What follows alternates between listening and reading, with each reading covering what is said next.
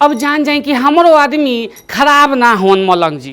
असल में का बात बा कि हम इतना ना सुंदर बनी कि उ डेरा गइल बाड़न। अब जान जाए कि जेकरा पर्स में सोना चांदी हुई तो तनी घबराई नु उहे हाल बा। बाकी आदमी अच्छा हवे। अब हमरो का कहीं जेकर आदमी 12 साल से विदेश में बैठल बा, घर आवते नहीं खे, इतना सुंदर मेहरारू बिया तो पड़ोसी न ओकर काम चलाई तो उहे हमार धुनी लाल जी तनी मदद कर देवेले। ई बात वजह तनी बेसी करेले।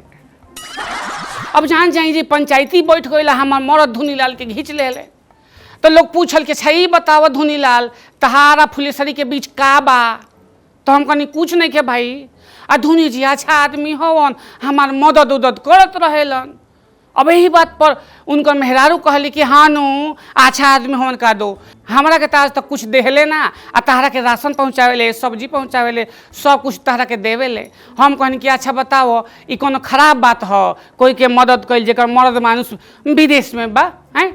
अब हम इतना सुंदर बनी तो हम का करी।